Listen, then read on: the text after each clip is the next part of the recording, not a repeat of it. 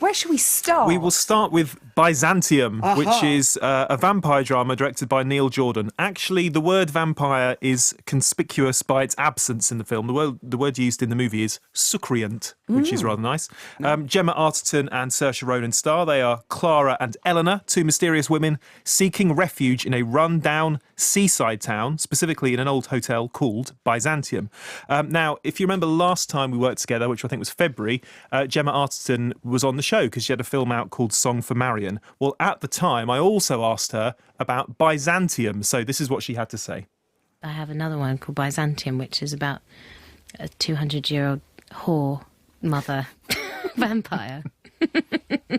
What kind of research can you do for that? Well, lots of prostitute research, and I mean a lot. And I had to go into. She's a lap dancer, and so I had to go and do a bit of lap dancing research. And but also, you know, she's this wonderfully maternal character, so I had to draw on a lot of my own experiences with my mother, and I mean, it was a really great character. Well, there's a lot going on there. It was a great role for me, and I think it's a beautiful film. This is the Neil Jordan movie, right? Yes. Who's already, got previous experience of vampires and mystical movies with Interview with a Vampire and Company of Wolves and things like that. So if we're going to get more of that, then that sounds pretty impressive. It's definitely a mixture of those two films, and for me, Company of Wolves is one of my favourite films.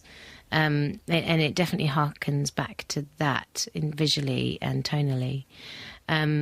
It's a sort of feminist vampire movie, so it's one for the girls and the boys, but it's a new thing. I'm very proud of it.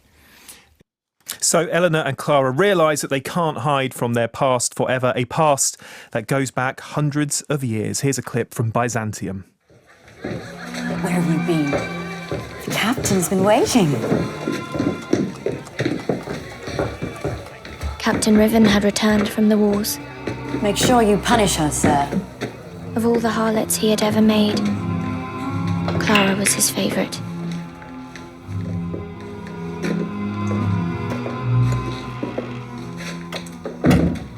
You'll like this one. She fights. Then, one winter dawn, a stranger came.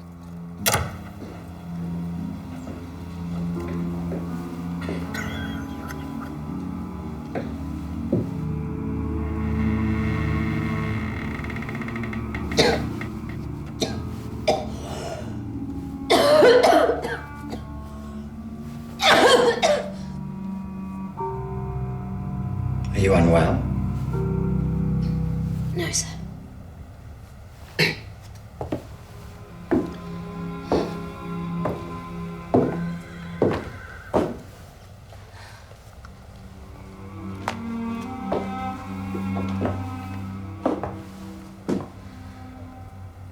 I remember you. How much changed, sir? And what of me? Have I changed? Intrigued. More than you could imagine. Sorry, I'm Little trying to bit get in early on the there. action there. Sorry. You were trying to act in a scene with Johnny Lee Miller, weren't you? That's all I've ever wanted to do. It is a film that is perhaps more interesting than hugely exciting. There are a lot of themes bubbling under the surface. I mean, we heard a lot of them mentioned by Gemma Arterton, so social issues and feminist issues.